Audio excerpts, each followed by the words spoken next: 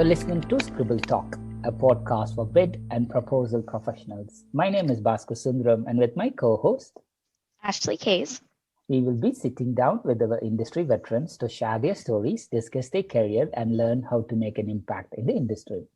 Today's guest is Adrian Corcoran. As Managing Director at Bid for Success, Adrian and the team focus on championing small and medium-scale enterprises, SMEs, to help them win more work in the public sector. Formed from a management buyout by Adrian and her co-founder Gareth Morgan, Bid for Success was established in 2019 to offer a different approach to bidding that supported SMEs, but created a win-win solution for bid professionals who want to put their family and priorities first. That's nice. In the decade prior to forming Bid for Success, Adrian led major bid teams for leading UK consultancy and FTSE-listed 250 companies, including British Gas, the Kier Group. Having fallen in love with bidding through her work in property services within the public sector, working client-side on procurement and service delivery. When not bidding, her interests include art and business, having earned her MA from Sotheby's and an art history from Tulane University. That's very interesting. Outside of her work context, Adrian spends time raising her two children and enjoying life with family and close friends, with spare time spent writing and painting in her downtime. Adrian, there's a lot to talk about. Welcome to Scribble Talk. Great to have you with us. Thank you so much to both of you for having me here today. It's great to be with you. Adrian, let's talk from the very beginning. Where were you born? And let's talk about your high school and education. Obviously, I'm not originally from the UK. I was born in Texas and grew up in the South of the United States, predominantly in Arkansas and in Georgia in my teenage years. So high school was very much in Arkansas with my mom and my stepdad, and really, I guess, pushed from a very early age to value education and what it meant. So that by the time I finished high school, I already had half a year of my first year of university completed through that. Wow. So what, history and arts was your passion, or why did you choose history and arts? I had a great teacher in high school who taught AP art history, whose name was Jamie Rollins. And to this day, she's still a woman of wonder. And she is just something that the passion with which she taught, the precision, the science that went into beautiful art and the story behind it. It was just something else altogether that I really found that I loved, in the same way that I've come to love bidding and being in proposals and RFPs. Which form of art do you enjoy the most, Adrian? Ooh, that's going to be a tough choice. Probably Mesoamerican. Right. And Latin American art. Got you. I just need to nod my head as if I know what you're talking about, but that's okay. Think Aztecs, Mayans, that sort of piece, and then also Latin art, particularly things like from Brazil, São Paulo, in the 1900s to 1950s. What influenced you to pick that Aztec Central American arts? Again, it was having a great teacher. I took an introductory class and loved everything that came out of it, basically. And I pursued that and other, I would say, non-standard American artists or European artists, because it just added more depth. And I found it culturally enriching to learn things outside of the places that I grew up in. Got you. Have you traveled to those places to get a view of the ground reality? I have not been fortunate enough to do that yet. It's on the bucket list someday, to potentially, subject to environmentalism and what the future looks like. Totally. Master of Arts from Sotheby's. Sotheby's, is that the auction house Sotheby's, or is it something else? Nope, it's the auction house Sotheby's. They have a educational division in London and New York. It teaches everything from contemporary art to decorative arts, but they have a specific course called Masters in Art Business. And I realized that after my very expensive undergraduate degree, even though I was fortunate enough to have a scholarship with it, that I really needed something to be able to apply my skills in a practical sense. Okay. So it was an MBA specifically tailored for working in the art world. Wow, that's very niche. That's very niche. One of my friend, he just recently created a robot, and which kinds of picks up. It can visually see an image or an art, and it can draw it in the same way. And it's kind of very interesting in a way. Like you bring the artificial intelligence or something, at the same time you bring the creativity. Then once it learns the pattern of the particular artist, it then tries to create similar patterns. If that person was alive today, what else he would have created? Yeah, it's, the world is somewhere else, but that's one relevance I thought I could share. That's brilliant. So a Master of Arts, I assume you did it later in your life rather than an immediate top-up, or you relocated to UK immediately after your bachelor's in history? Yeah, I'd spent a year abroad when I was at Tulane over at Bristol University, went back to New Orleans for another year, and then I pretty much packed up 4 months later and moved to London. And I've been here ever since, basically. Was the reason? Nice. What was the reason? What fascinated you about UK other than me? There were only 3 places in the world at the time to get a degree in art business, and Sotheby's was one of the 3 programs. And fortunately, I got into it and was accepted as one of 20 students at the time. So came straight away to get that, because I thought I wanted to get my education under my belt and make sure that it wasn't something that got lost later on in life. From an aspiration to do it, I knew I wanted to do it, so I made the commitment. Impressive. At a very young age, you know exactly what you want. I'm super jealous of you, Adrian. I have no idea why I studied engineering. I did my master's in engineering. Then I realized maybe I should have studied something else. Well, I'm not going to say it worked out that way, because my parents have given me a lot of gentle grief about having a degree in art and history and art business, and Correct. I work in bids. So I think that's all relative at the end of the day. Totally. As long as you enjoyed what you studied, that's great. So the first job that you picked up, was it related to arts? Sorry, ask that question again, if that's okay. What was the very first job that you picked up after your studies? It was, I guess depending on how you're looking at it, it was more of an academic internship research.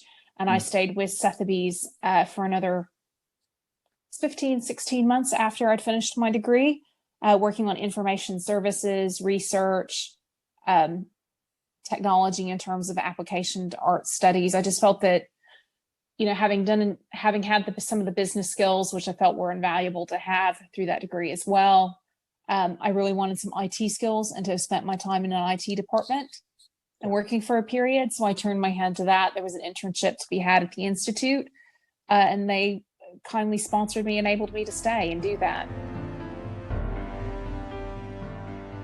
Nice. After that internship, what was your next role, and was that straight to the bidding world, or did you have any other roles in between? No, that was where I fell into property services a bit by accident more than design. Right. Having met my husband and then got married and stayed in the UK. And I was working with Home Group at the time in their property services function.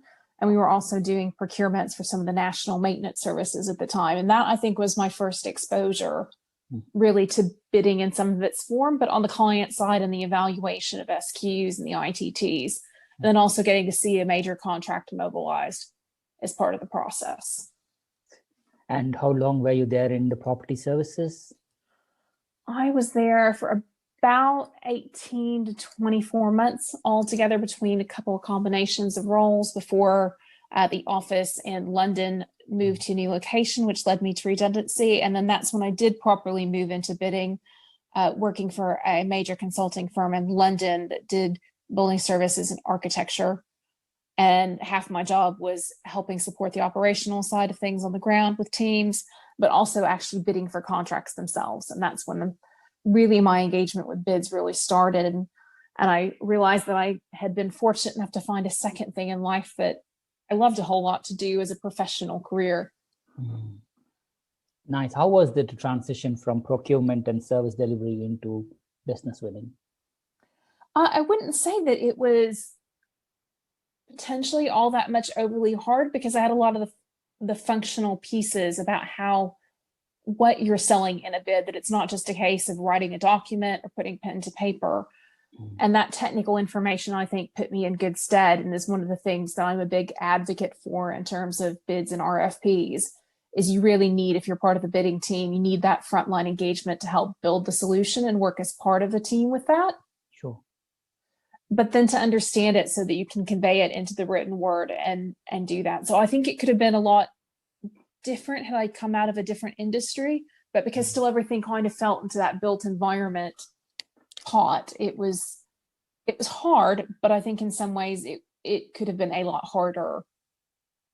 Totally. So you then moved on to work for global corporate or listed companies like British Gas and Kier Group.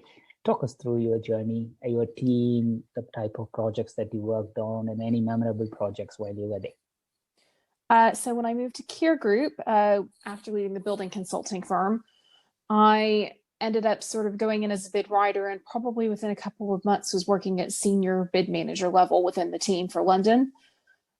We did major social housing maintenance contracts, which has been one of sort of the most developed procurement markets in the UK in the last sort of decade or so. I think still even now, when I see RFPs across multiple industries or bids, rarely do I still see anything that's as complicated as a sort of FM procurement and social housing piece. So I worked on the Islington Council bid, which was coming out of the joint venture that Kier had. From memory, was around £500 million project, so 500 million in terms of the upcoming term partnering contract that they tendered, which we secured for responsive repairs, maintenance, and voids, and also gas servicing as part of it. And then worked on a couple of other several major procurements as well, things like Gosport Borough Council with Kier. Did nearly £750 million worth of wins within sort of the 12, 18 months there. And again, unfortunately, because of an office move versus location to where I was living, the commute just wasn't sustainable. And a job became open through a professional contact of mine down at British Gas, which I was fortunate enough to secure, and ended up working on the bid team down there. And we added in, again, 15 months, sort of 1.8 billion to the forward order book for the next 3 years. And those bids, again, added on to my FM knowledge and history, really bringing in the energy space about renewables, and then everything from gas servicing and domestic jobs as well. So it was really interesting to move from kind of just that maintenance piece where you did sort of the same type of bids all the time, to really moving into something that was a bit more dynamic, part of a big team that was focused on community energy and sustainability as part of the project. Nice, Adrian. How was the transition from working on yourself as a bid writer, proposal writer, all the way up to leading, managing big team? I think it really depends in part on having been trained in the skill set for leadership. They aren't the same thing. Yeah. So you could be a very, very talented bid writer or bid manager. A bid manager is somebody who, from my perspective, understands the project management side of that piece, who understands what a bid means from end to end, to cradle to grave, and to be able to do it. Whereas a bid writer is the one who is able to tell that story. And, somebody who's well-rounded will have both of those skill sets, but that still does not mean that you know how to manage, support, and lead a team at the end of the day. And I think that was one of the things that I found the hardest, particularly at British Gas, where I was really getting into my first team and having a fair amount of involvement at very senior stakeholder management levels all the time. And learning that coaching, learning that skill set of how to deal with people and to support people in their needs, both positive and negatively, because there will be times there are challenging situations. And I don't mean necessarily in terms of the bid process, but in terms of just the dynamics that you'll encounter in a team and the people involved, and working out how you can best support them. And sometimes it's knowing that the right decision is the hard decision to make at the end of it. So I would say that it was a very trial by fire situation. Totally, Adrian. How was the cultural difference, the American brought up and the UK work life? I think that that's an interesting question. There are a lot of things in Britain that just go without saying, like how people end emails. Right. For example, if, you'll appreciate this, if somebody just says regards, then basically you've just made them totally angry. and rather than kind regards. And it's appreciating that you may speak the same common language, but it doesn't mean that you're saying the same thing or meaning the same thing as part of it. And sometimes that's been really hard, the subtleties about culture and dynamics that people expect and how to manage those processes. But sometimes being American has been better in other ways because people have an expectation of what it means for you to be American. And sometimes I'm able to use that expectation to pull out information in order to get what I need to do bids and RFPs, which really helps. Beautiful. Thank you. And after a successful career at British Gas and Kier Group, you moved on to set up Bid for Success, or was there something else in between, Adrian? No, that was part of another bidding consulting firm at the time. In terms of a private limited company that was family owned and operated and punched quite a bit above its weight, right, in terms of what it was doing. And the team that ended up becoming Bid for Success, we did a management buyout of that team in April 2019 in order to start to set up something that I think really focused on the SME marketplace and championing small and medium enterprises, which was our kind of team's vision and what we wanted to be doing and supporting as part of it. The company wanted to go a different direction. We no longer wanted to be part of that because it was originally supposed to be a business development and sales consulting firm. And rather than moving into like management consulting and being asked to be something we weren't, we just made an executive decision and made some offers, and it took some negotiating and things. But Gareth and I were successfully able to achieve that, set up a new entity, and then 2P transfer our staff across. It takes a lot of courage to go and take up or do an MBO for something, but it clearly tells you how passionate you are in what you believe in. So 2019, the new entity formed with the different values. How is the journey so far? Well, I'd say that the journey has again been, to say it's been an interesting one has been an understatement. Gareth and I went through that process of the management buyout 3 weeks after I'd had my second child. Right. So there was a newborn in the background throughout the entire process of growing this company. A newborn who is still at 2 years old, nearly not slept at this stage and juncture, a single night all the way through. So there's some interesting personal dynamics in the background with that, and our youngest, between my husband, going off to school as well. But then right when we were starting to kind of get in that process, because the transition out of Bid for Success, setting it up probably took us 6-7 months. Right when we started to really get moving at the back end of 2019, early 2020, boom, pandemic starts. So here we are, just about to get out of the starting gate. We've just had our first new hire again, and business chops itself in half by over 50% overnight. All of us find ourselves in lockdown. All of our families are home because that's one of the unique things about Bid for Success. We're a family first company.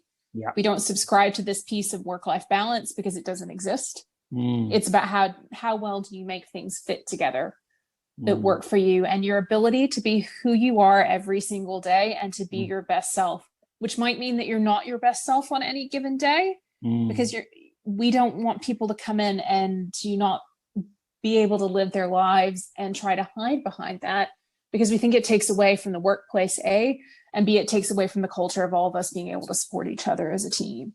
So we have been very up and down in terms of our journey of trying to get the marketing going and moving, identifying new customers that are really great to work with, because that's, again, one of our core values is we only work with great customers who have a great company so that we can help sell them.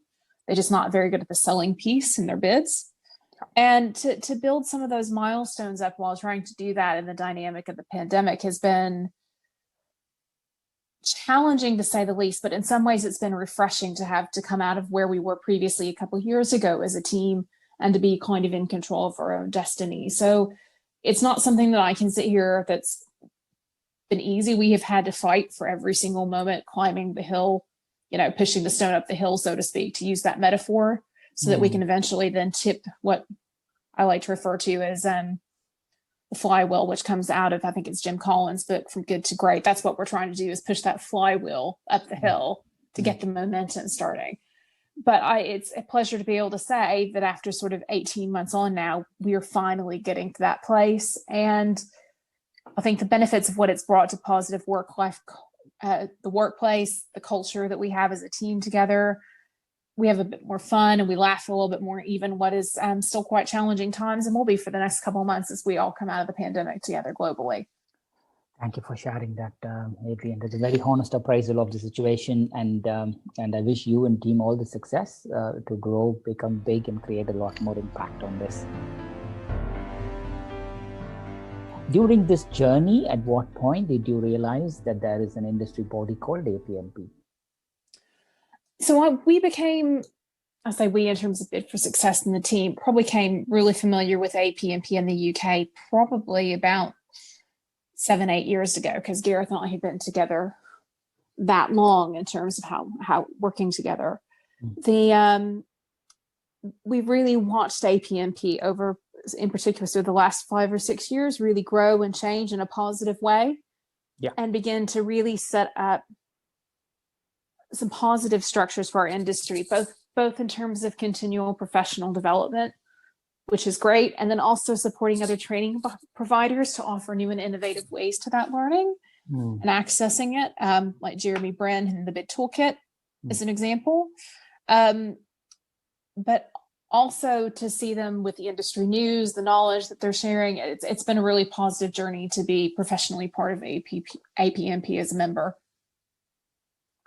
Totally. And it took you all the way to be nominated for the APMP UK 2020 Leadership Award. How do you feel about that? Considering how long, it's not, I think first off, it's not just my nomination, it was mine and Gareth's nomination. We put together in a joint one. And I think that's really important to recognize, because I know that our team here at Bid for Success wouldn't be where we are as leaders in the business if it weren't for the people that we work with, who were wonderful and have been so supportive of this journey and the vision that we're all trying to achieve together. So I think for Gareth and I thought, well, let's have a snowball of a chance, where our marketing manager, Sarah, suggested that we put in for it. We were just pleased to be nominated as part of the process, particularly really in what has been our first full year of trading, not from so much when the company was set up, but getting out of the gates, getting moving and things. And to get to the end of this year and what has been a really difficult 12 months has just been amazing for us. So we're just so pleased for that, and everybody else who also got nominated in the process. 100%, Adrian, 100%. So I'm glad that you're already been at that level now, and it's only going to get bigger and better for you and Gareth. So just as a seed in to round 3 with Ashley, talk us through 3 things not many people know about you. 3 things, okay, not very many people know. If you weren't in Bid for Success, you would probably know that I'm a cult follower of Star Trek and Star Wars. Right. But if there has to be a winner, it's going to be Star Trek. Although I can hear Gareth shouting in the background, going Star Wars, Star Wars, Star Wars. Amongst the thing, I'm a diehard addict, having started growing up watching The Next Generation, or TNG, when it first came out in 1988, because it was family viewing time in our house. So I think that's one of the things. The second thing, again, is being musically inclined. I can play 2 instruments, even though I don't play as much as I'd like to, which is both the piano and the viola.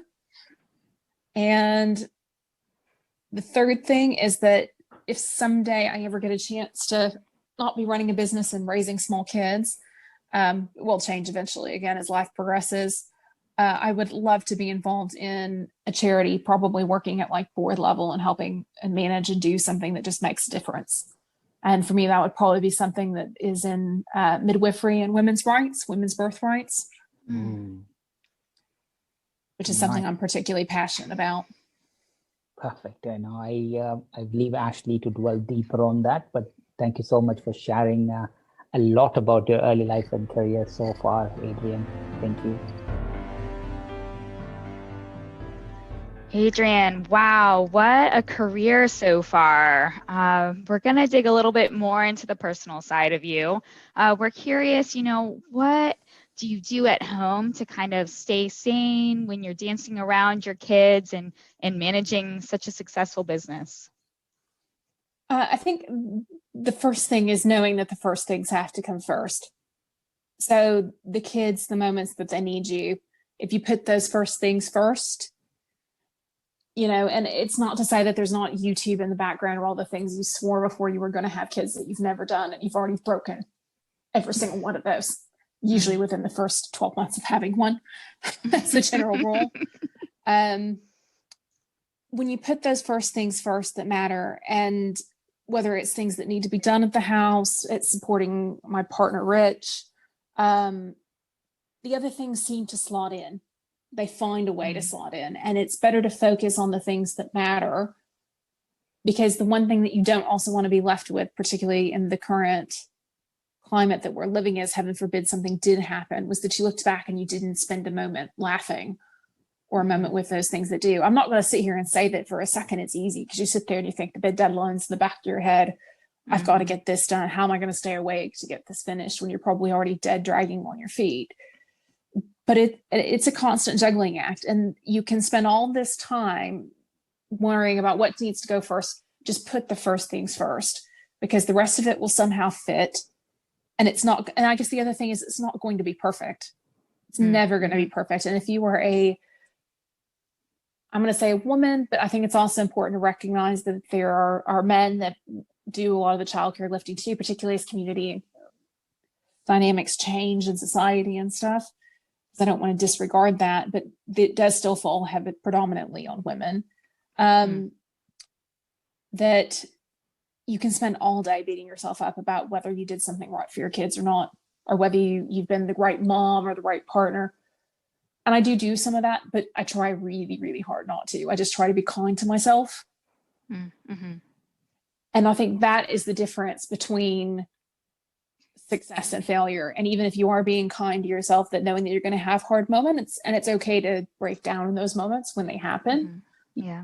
Preferably privately. Not in the middle of the supermarket when one of your kids is losing it, because that does happen too. But taking away from that is knowing that if you do those things and you accept those things, you manage to get it all done somehow. And you usually do pretty well at it. That's the shocking thing. But it's going to be messy and it's going to be imperfect, and that's okay. That's what I would say to anybody who is moving into that space, whether they're male or female. You're getting ready to have kids. You're going to be the predominant person that's doing most of the childcare. It is not going to be perfect. And knowing also when to get help. We have a great support network in terms of a part-time nanny, part-time childcare. We live near a set of parents, and we designed our life that way. So I will say I spent a small fortune on childcare, it feels like, as well, to help with that, although that's been quite up and down with the pandemic in terms of what we've been allowed to and not allowed to have, or places being shut, like the nursery, for example. All of that has made a difference to having just the right amount. You get through and it works. And you look back at these years, I think now that I'm in year 6 of motherhood, to going, it's imperfect, but my goodness, has it been a lot of fun, even though it's been hard at times. And I wouldn't have it any other way off the back of it. Wow, such amazing perspective. And, I think a lot of us can kind of learn from that and try to just understand, we're doing our best and it isn't going to be perfect. And wow, well said. So I'm curious to learn a little bit about your music talents. Did you start playing at a young age? When do you try to work that in still? You said not as much as you'd like to, but. The viola hardly gets played at all, to be honest. It's more sat down and dust at the moment. But the piano usually gets played a couple times a year, particularly around Christmas time as a general rule. The kids are showing some interest in it now, obviously, with being the ages that they are. But again, it probably takes, there's less time for that now, but I think it's just knowing that there will be more time in the future as the kids get older and things change again off the back of it. I started playing both instruments when I was 9 and learning them at the same time. One was in school and one was outside of school. coming from a semi-musical family, that it was kind of I wouldn't say it was expected, but it would have been surprising if you didn't, if that makes sense. Mm-hmm. Kind of thing. And pretty much carried on with it throughout most of high school and university. Very cool. So was music part of your studies at university? Was that part of your art history, or did it focus mostly on like visual art? No, it was all visual art in terms of art history. Nothing to do with musical history or anything like that, although some of the people that I went to school with actually have made whole careers and are now university professors doing that, which is really amazing to see. Wow, that's really cool. And then also you are a big fan of Star Wars and Star Trek. I am. I've just finished the last part of the season of The Mandalorian and have finally convinced my husband that it is worth watching those seasons on Disney Plus. I'm glad you finally understand the critical importance of this in your life now that you have been educated. Thank you. But it sounds like a bit of a rival. You're more of a Star Trek fan, and he definitely favors Star Wars a little bit. He likes Star Wars a whole lot. Star Trek is vaguely tolerated in the house. Basically, he tries to find something else to do. And in particular, if my dad is visiting from America with my mom, that he's obviously the one who started the whole Star Trek thing, that he makes sure that he gets to catch up on whatever he's not been able to watch that was on pay CBS, whatever the equivalent is over there these days that they call it. And we'll watch binge watch a whole season of Discovery or something on Netflix, and Rich just has to sit there and tolerate it. Oh my goodness, too funny. And then you have this passion around like women's rights with birthing, and that you mentioned with the charity. What kind of have you been involved in charities surrounding that, or? Yeah, I had a fairly challenging first birth experience. I'll kind of leave it at that. But there were a lot of things that I'd realized that had I been a bit more of I thought I was advocate for myself. I didn't understand how much of an advocate that I needed to be for me as part of that process. I think far too often, and I think it's about choice as well, that women are led through that process by the medical community. And it's when I say it's risk-based, it's negative risk-based. It's not talked about in the round about all the decisions and the things and the impacts. And supporting a woman who wants to, I think that's really critical to respect that fact, to be as much as in control of that process as possible, recognizing that you're having a child, and having a child is an inherently out of control process by the very nature of it. I say women, but also birthing people in that. And far too often, bad advice is given, things are forced and told that this is the way that you have to do that. And had you known what your rights and your things are, you might go about it a different way, which is how I came involved and met a fabulous group of midwives, the Independent Midwives UK, IM UK. And in the past, I've been able to do some ad hoc stuff and support with them as well. They're an amazing collective of midwives that have been self-employed up until recently and able to work, I think, barring some insurance issues that I think they're having currently at the moment. And that really support women who want to be empowered and part of that journey. I'm also fortunate to know Millie Hill, who's an author of the Positive Birth Movement. I hope I've quoted her title right, Millie. And also Birth Like a Feminist. And, knowing these people and knowing how much of a difference your mindset and knowing about what your choices are, it just can make such a difference to what is one of the most pivotal moments in a birthing person or a woman's life. It's part of that process. So hence my passion about it. Yeah. Wow. Sorry, Ash. No, we educate ourselves to be as girls. You're told that you can be anything you want, and you can do this, that, and the other. And nobody talks about where motherhood fits. Nobody talks about this transitional journey other than don't get pregnant when you're a teenager. And it just does such a disservice to the next generation. And raising two daughters myself, not that we're anywhere near that point of conversation, But someday it's about just having those things of here's what having a family looks like with like having your career at the same time. If that's what you want, if you want to be at home with your kids, you should do that, subject to your finances and all that piece as well, obviously. But, and that'll be their decision with whoever their partner is when they come to that journey in their life, if that's the journey they want to take. Mm-hmm. But balancing those pieces and making them fit together is something that needs more discussion. Yeah, I definitely agree. And it's something that, I myself haven't even thought about yet, right? And so having this conversation with you, hopefully I will go into that process with a little bit more knowledge and do a little bit more research and not just listen to those around me. And having such a support group and one that you're supporting there in the UK, that's amazing. It sounds like it's going to be an amazing charity. I know you'll go on and do that in the future. I can sense it. Yeah, I hope I get to do more work with IM UK. They are a fabulous group of women, I have to say, and it has been my pleasure to be able to support them when they've needed some help, and I've been able to be involved with them. So definitely sounds like an amazing group. So we're going to move into our kind of more random rapid fire questions round, now called the Nutters round after Howard Nutt. So don't think too hard about these questions, no right or wrong, quick answers, and then we'll just kind of move on. Okay. So what trait do you like most about yourself? I think it's probably my ability to laugh at myself at times. There are just some moments that are either so ridiculously hard or what is happening is so utterly silly, like particularly where the kids are involved, that if you just didn't look at it and you didn't laugh, you might just be on the floor sitting and crying. And I think it's that attitude that most of the time, and just realizing that how insane the world that we've been living in as well is what's getting me through at the moment. Yeah, absolutely. Such a great trait. What do you wish people would stop asking you? Probably I don't have that question now, but I have to say a couple years ago, it would have been the question of when are you having kids? Don't wait too long to have kids because your age, you never know, might not be able to have them and have kids.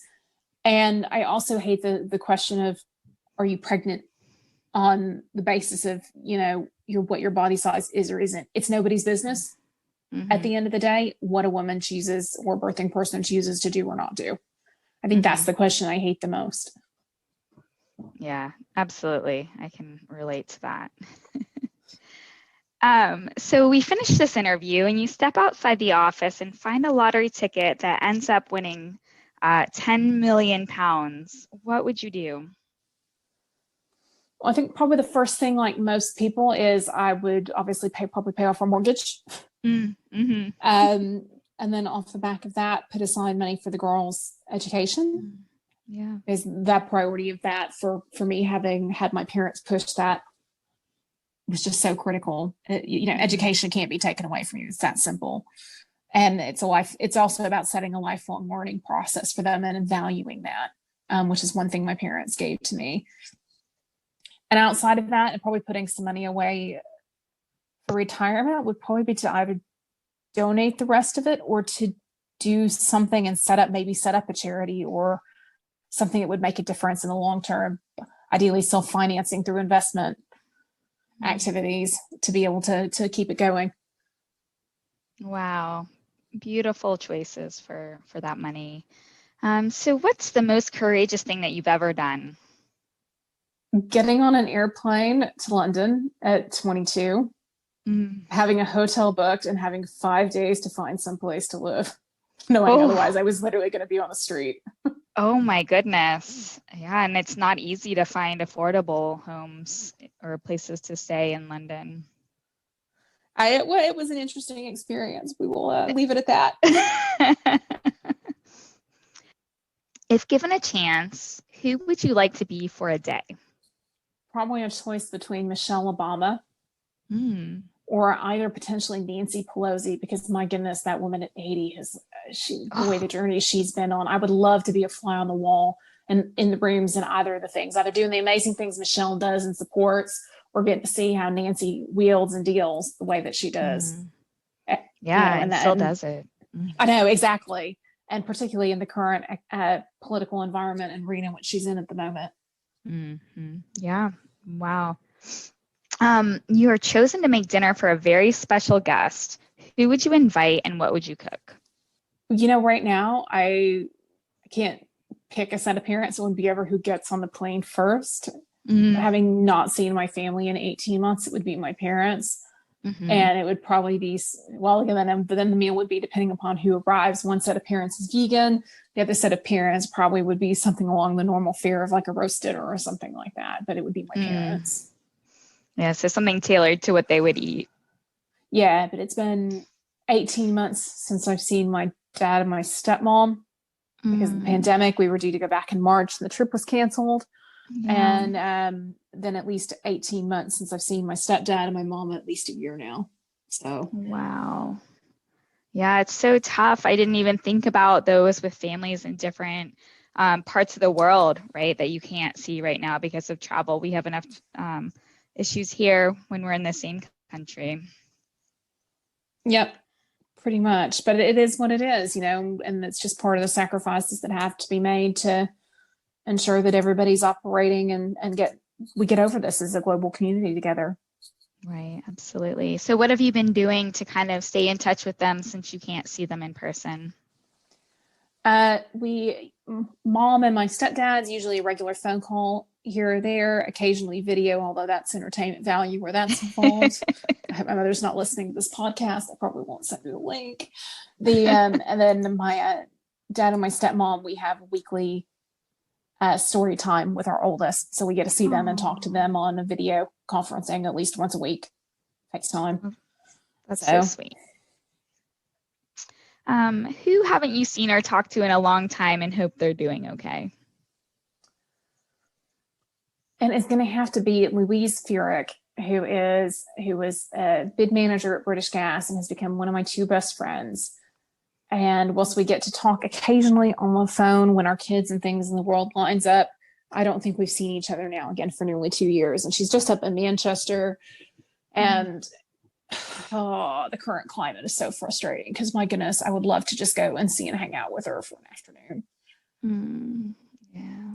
But it's going to keep on waiting like everything else. Yeah. Oh, well, hopefully with the vaccines, things will settle down and get back to normal sooner rather than later. So would you prefer to live in the Sahara or Antarctica? Antarctica. And why? I grew up in the South where I'm used to the kind of the prolific heat, particularly humid heat. And it is not something I enjoy being in the UK where it's a lot cooler. So we're going to have to go with the colder climate of these choices. Got it. So what is your most memorable kitchen fail? Not knowing what a double boiler was when I was about 8 years old, maybe a little younger than that, trying to melt chocolate and ruining my mother's pan because I then tried to scrape it off with a screwdriver because it was welded to the bottom. And my mother was very annoyed about me ruining the pan, as you can imagine. Yeah. Oh my goodness. Would you rather lose the ability to write or the ability to speak? Too often people say words without stopping to think about what they're saying and the impact. And the ability to be able to write, to be able to compose, to tell stories, you can't do that in a verbal form quite so easily. So I wouldn't want to lose the ability to write. Yeah, no. Very good point there. If you could visit any place in the world, where would you choose to go and why? I think I would, as much as there are so many other cultural places and things to go, I would love to go back to New Orleans, where I did my university degree. The culture, the people, the melting pot, it's unlike any other place in the world. And it's somewhere that gets under your skin. And having grown up being from the southern part of the United States, it's everything that's home in one location. So I would love to have a chance to go back. I kind of almost crave that at the moment. Yeah, that's such a neat place. So where would you go to eat first? I would probably go and get, I'm trying to remember the name of the cafe now. I would go down, it's right at the entrance of the French, well, on the bottom of the French Quarter off Chapatula Street from memory. And I would probably go and get some fried beignets Oh and my chicory gosh. coffee. Yeah. And there's a place in New Orleans that specializes it, and I can see it, and I'm going to kick myself that I can't remember the name of it. Is it the one with the can of the coffee that you can get at the grocery store? Is it Cafe du Monde? Cafe du Monde, that's it. That's the one. What's the one food you could never bring yourself to eat? Caviar. Caviar or snails, one of the two. Just no. Yeah. No. Just imagining a slimy consistency or yeah, something. It's a texture thing. Yeah. It's a texture thing. What's one common myth about a profession that you would want to debunk? Possibly about construction. And again, even though in bidding, I spend a lot of time working in the FM construction space, and there are so many opportunities for women in there, and the range of the roles and the types of things just aren't explored. They aren't discussed. How rewarding an environment it could be to be seeing something that's getting built and knowing that at the end of the day that you've been involved in that project. And when you're on the bidding side of it, even though you aren't building it, I was privileged enough to work on a bid for the British Museum, refurbishment of a gallery space. And now when I get to go to the British Museum and walk up the stairs to where it is, I'm going to be able to say to my kids for the next 10, 20 years, yeah, this project here, this was something I worked on. Oh, and, wow. You know, knowing that there's just so much opportunity in industry that seems like it's all about men. It's been great. It's been so rewarding. I just don't even have words. So I would encourage women and things to look in places, not just maybe construction, but just non-typical spaces where you think that doesn't work. You might find some brilliant opportunities for your career and something you're passionate about that you just don't think about.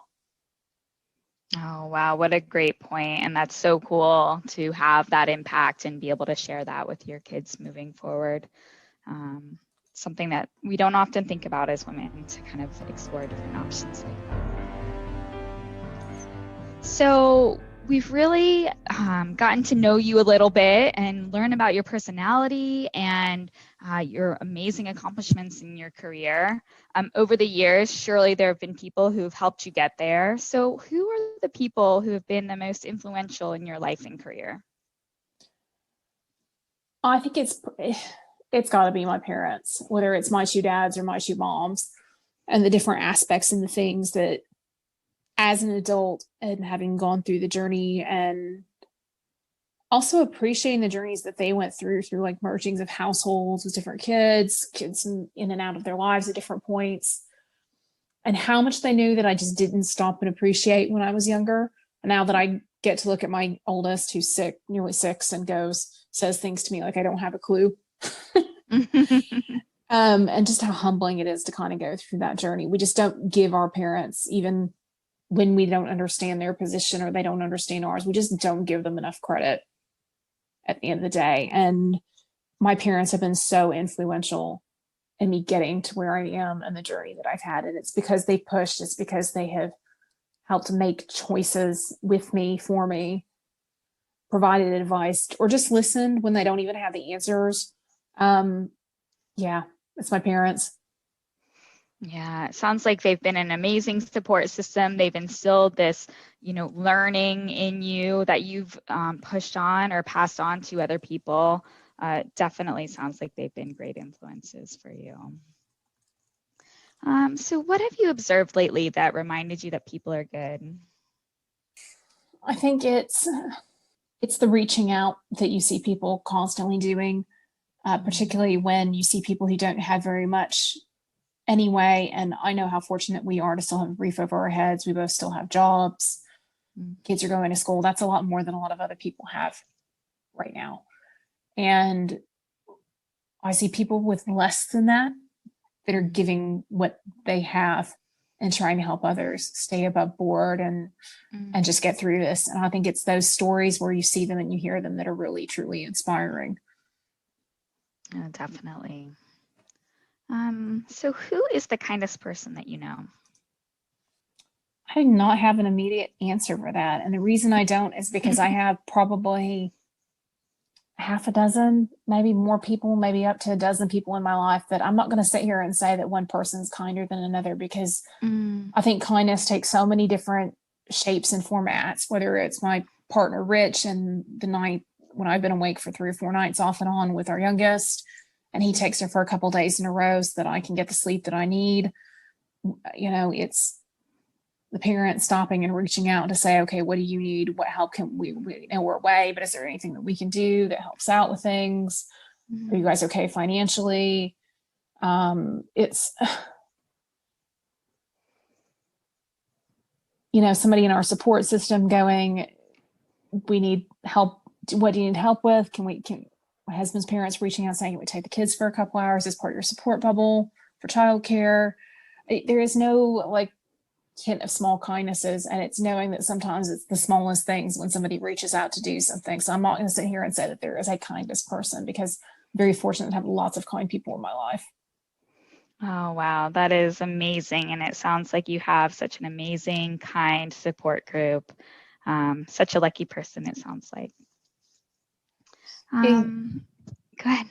Oh, no, I was going to say, if you put a little bit out into the world that's good, it does tend to reverberate back. That's the thing I try to practice. Yeah, absolutely. And I think we can get that sense from our conversation today for sure. It's amazing. So looking back, what's one thing you wish you had known when you began your career? It would either be to take more risks or to be brave.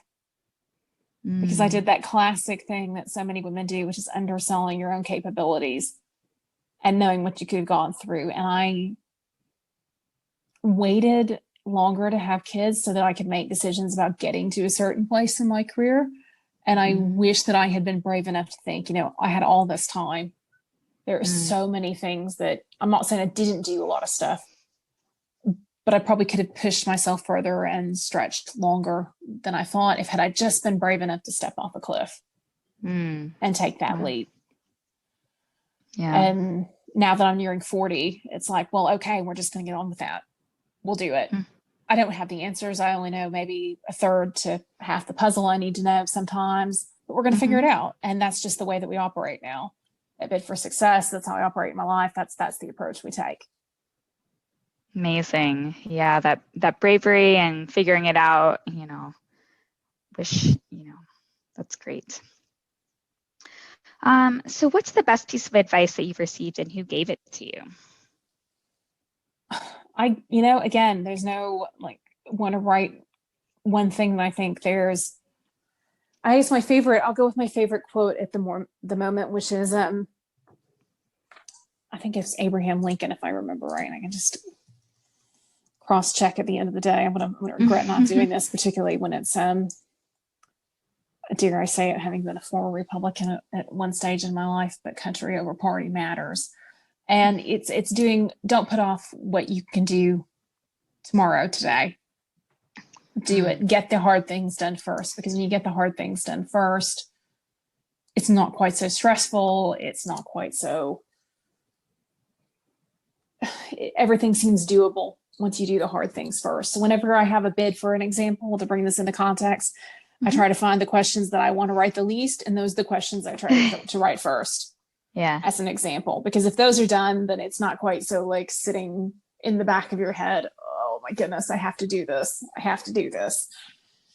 It's okay. I've done the hard part now. That's finished. The rest of this is going to be easy. That attitude, if you get it done, it's easy.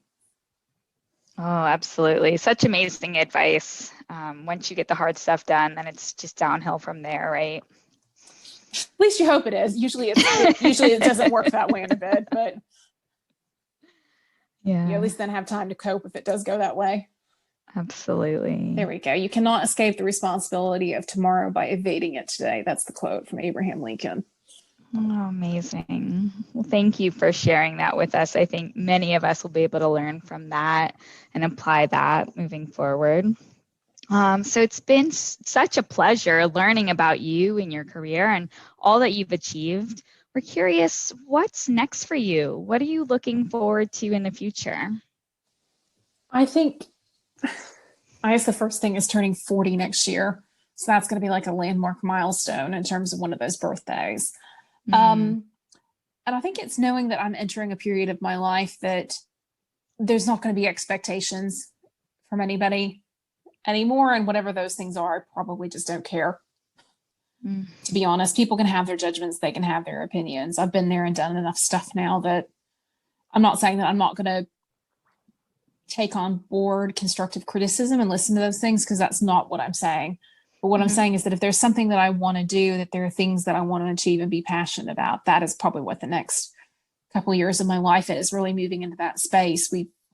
Family piece is complete in terms of kids. So really, it's about that window of opportunity opening. And there's a vision that Gareth and I have for Bid for Success, which is to be the SME champions. And I would like for our business to be recognized by Crown Commercial Services, if we can get that type of endorsement, is really supporting their agenda to help SMEs win 1 in 3 pounds of business in the UK. And we want to be part of that journey. And that is something that we are putting our mark out against. So I think achieving that is something that I is really looking forward to as a passion. And there are a lot of exciting things that we have planned for 2021 that are going to hit that space and really start doing something to hopefully bring some changes for SMEs to help them really punch above their weight. So we work with some fabulous businesses that if you looked at it on the outside, you wouldn't have an idea of what's underneath the skin. And we have won some amazing contracts for these companies that we work with. For example, there's a lady as part of our journey that we're on with right now who has developed a new training model that could potentially help support, I think in 3 years, 5 million frontline service workers.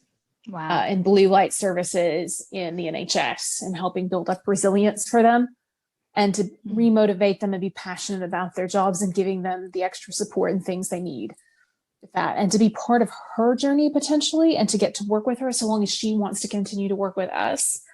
That is a life-changing story that we are going to get to be part of with that. And it's wanting to be part of other people who are so much more special than what we are trying to bring to the table and make their visions and their dreams happen. So I think that's probably what the next year about is, using Bid for Success to work with these type of people to grow their vision and grow their companies and their dreams, and in turn know that that brings back better benefits to communities and customers off the back of that.